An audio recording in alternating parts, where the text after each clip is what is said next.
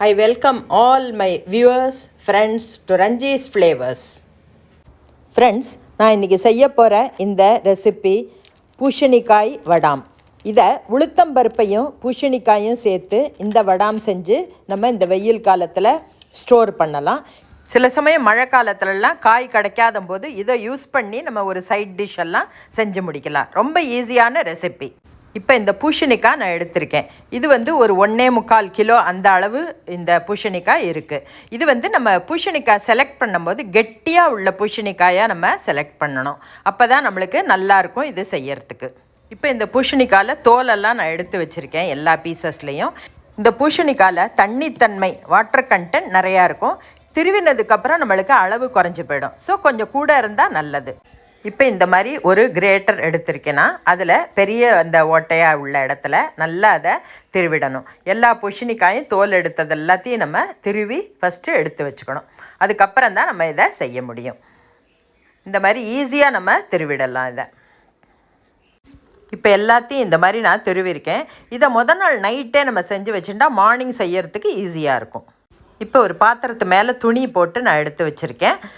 மெல்லிசு towel R வேஷ்டி துணி கூட நீங்கள் எடுத்துக்கலாம். இப்போ இந்த திருவிய இந்த பூசணிக்காயை எல்லாத்தையும் இந்த துணியில் போட்டு அதில் இருக்கிற தண்ணி எல்லாத்தையும் நம்ம வடிகட்டணும். இந்த மாதிரி பண்ணினாக்கா ரொம்ப நல்லா ஈஸியாக நம்மளுக்கு வந்துடும். கொஞ்சம் கூட அதில் தண்ணி இருக்கக்கூடாது நம்ம செய்யறதுக்கு முன்னாடி. அது மாதிரி நம்ம நல்லா அதை எடுத்துடணும். இப்போ இந்த வடிகட்டிய தண்ணியை தூக்கி எறிய வேண்டாம். நம்ம சூப்பு செய்யும் போதோ ஆர் ஜீரகம் உப்பு மோர் விட்டு குடிக்கலாம். இப்போ இந்த தண்ணியெல்லாம் ஸ்குவீஸ் பண்ணி எடுத்ததுக்கப்புறம் இதை ஒரு பாத்திரத்தில் நான் போட்டிருக்கேன். இது மேலே இன்னும் கொஞ்சமும் தண்ணி இருக்கக்கூடாதுங்கிறதுக்காக அந்த சல்லடை மாதிரி வடிகட்டியில் போட்டு அது மேலே ஒரு டவல் போட்டு வைக்க போகிறேன். இப்போ இதில் ஒரு டவல் நான் போட போகிறேன். இதில் போட்டு வெயிட்டாக உள்ள இந்த உரல் மாதிரி நம்ம இடிப்போமே மசாலாலாம், அதை வச்சு நான் இதை வெயிட்டாக உள்ளதாக வைக்கிறேன். ஸோ தட் அது இருக்கிற வாட்டரும் வெளியில் வந்துடும். இப்போ ஒரு 1 ஹவருக்கு அப்புறம் நான் அதை எடுத்து பார்க்குறேன். அதில் இருக்கிற அந்த வாட்டரில் இருக்கிற கொஞ்சம் கூட வாட்டர் இல்லை, அதெல்லாமே நம்மளுக்கு வெளியில் வந்துடுத்து. இப்போ இதை ஒரு நல்ல ட்ரை ஒரு டப்பாவில் எடுத்து நான் இதை ஃப்ரிட்ஜில் வைக்கிறேன். ஸோ தட் மார்னிங் அது செய்யறதுக்கு நம்மளுக்கு ஈஸியாக இருக்கும். இதை மார்னிங் வேளையில் செஞ்சால் ரொம்ப டைம் எடுக்கும். பூசணிக்காயை திருவி தண்ணியெல்லாம் வடித்ததுக்கப்புறம் அது 2 கப் இருந்தது. அதே அளவு நான் முழு உளுத்தம்பருப்பு எடுத்திருக்கேன். ஸோ இதை நல்லா நம்ம ஓவர் நைட் ஊற வைக்க போகிறோம். இந்த வெள்ளை உளுத்தம்பருப்புக்கு பதிலாக நீங்கள் கருப்பு உளுத்தம்பருப்பு கூட யூஸ் பண்ணலாம். இப்போ 3-4 தரம் இந்த உளுந்தை களைஞ்சு நான் ஊற வச்சுருக்கேன். ஓவர் நைட் ஊற வச்சு காலம்பரை நம்ம அதை எடுக்க போகிறோம். இப்போ மறுநாள் காலையில் இது ரொம்ப நல்லா ஊறிருக்கு. இப்போ இதை நம்ம அரைக்க போகிறோம். இதில் கருவேப்பிலை, இஞ்சி, பெருங்காயம், கெட்டி பெருங்காயம் அண்ட் மிளகாவத்தல். இது மிளகாவத்தல் உங்கள் அளவுக்கு சரியாக நீங்கள் காரத்துக்கு சரியாக போட்டுக்கலாம். எல்லாத்தையும் சேர்த்து அரைக்க போகிறோம். ஃபஸ்ட்டு இந்த கருவேப்பிலை, இஞ்சி, பெருங்காயம் அண்ட் மிளகாய் வத்தல் எல்லாத்தையும் சேர்த்து கொஞ்சம் அரைச்சிக்கலாம். அதுக்கப்புறம் உளுந்தை போட்டு நம்ம இப்போ அரைக்க போகிறோம். இப்போ இதை அரைச்சாச்சு. இதில் நான் இந்த பாதி உளுந்து போட்டுக்கிறேன். 2 தடவையாக நான் அரைக்க போகிறேன். 2 கப்பு போட்டதுனால பாதி பாதியாக நம்ம அரைக்க போகிறோம். இதை தண்ணி விடாமல் அரைக்கணும்.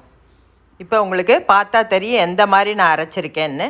திக்காக இருக்குது. இதில் கொஞ்சம் கூட நான் தண்ணி விடலை.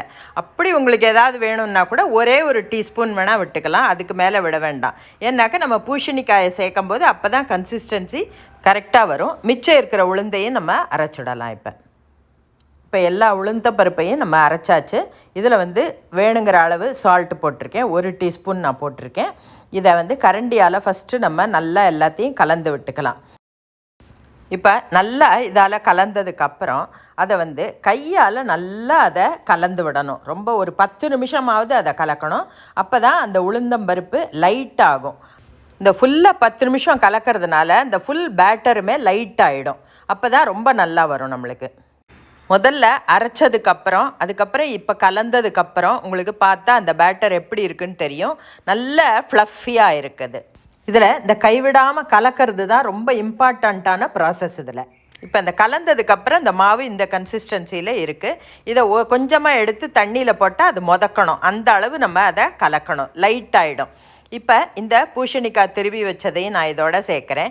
இதை சேர்க்கறதுக்கு முன்னாடியே நீங்கள் ஃப்ரிட்ஜிலேருந்து அதை ரூம் டெம்பரேச்சருக்கு கொஞ்சம் எடுத்து வச்சுட்டா ரொம்ப நல்லாயிருக்கும். ஸோ இப்போ இதையும் சேர்த்து நான் எல்லாத்தையும் சேர்த்து நல்லா கலந்து விடுறேன். அப்புறம் நம்ம வடாம் செய்ய ஆரம்பிக்கலாம். இந்த ஃபுல் மாவும் கலந்ததுக்கப்புறம் இந்த மாதிரி ஒயிட் கலரில் இந்த மாதிரி ஆயிருக்கு உளுத்தம்பருப்பு. இப்போ இதை தண்ணியில் கொட்டு கொஞ்சம் உங்களுக்கு உருட்டி காமிக்கிறேன். அந்த அளவு உருட்டுறதுக்கு இது வரணும். அப்போ தான் அது கரெக்டாக இருக்குதுன்னு அர்த்தம். ஒரு பாத்திரத்தில் தண்ணி வச்சுருக்கேன். கையை அதில் நனைச்சுண்டு நம்ம இதை உருட்டி வைக்க போகிறோம். இப்போ நடுவில் அதை செய்யும்போது நான் கொஞ்சமாக ஓட்டை மாதிரி செய்கிறேன். அது எதுக்குன்னாக்கா அப்போ தான் நம்மளுக்கு காயும் போது அடி வரைக்கும் நல்லா காயும் எல்லா சைடும். இந்த வெயில் இது செய்யும்போது வெயில் வந்து ரொம்ப நல்லா இருக்கணும். அப்போ தான் இது ரொம்ப நல்லா காயும். இது ஃபுல்லாக காயறதுக்கு கொஞ்சம் டைம் எடுக்கும். இப்போ எல்லாம் இதே மாதிரி நான் உருட்டி வச்சுருக்கேன் 2 இந்த ஃப்ரிட்ஜ் மேட்டில். இதை வந்து நான் வெயிலில் இப்போ வைக்க போகிறேன். நல்லா காயணும். ஒரு 5-6 மணி நேரம் காஞ்சதுக்கப்புறம் தான் இதை திருப்பணும். நம்ம காலையில் ஒரு 10 மணிக்கு செஞ்சதை சாயங்காலம் 5 மணிக்கு தான் நான் இது மாதிரி ஒரு தோசை திருப்பியால் நெக்ஸ்ட்டு சைடு காயறதுக்காக திருப்பி விடுறேன். இது ஃபுல்லாக காஞ்சு எடுக்கிறதுக்கு ஒரு 3 நாள் ஆகும். அப்போ தான் ட்ரை ஆகும். அது இந்த பூசணிக்காய் செஞ்சு செய்கிற இந்த வடி ரொம்ப டேஸ்டியாக இருக்கும். இப்போ இது நல்லா காஞ்சிருக்கு. எல்லாத்தையும் நான் எடுத்துட்டேன். ட்ரையாக இருக்குது. இதை வந்து நீங்கள் பொரித்து எண்ணெயில் பொரித்து மோர் குழம்புல போடலாம். காய் இல்லாத போது நீங்கள் வெங்காயம் தக்காளி எல்லாம் வதக்கி இதையும் சேர்த்து ஒரு குக்கரில் ஒரு தனியாக ஒரு சப்ஜி மாதிரி செய்யலாம். ரொம்பவும் நல்லாயிருக்கும், டேஸ்டியாக இருக்கும். ட்ரை பண்ணி பார்த்துட்டு உங்கள் கமெண்ட்ஸை எனக்கு எழுதி அனுப்புங்க. பை.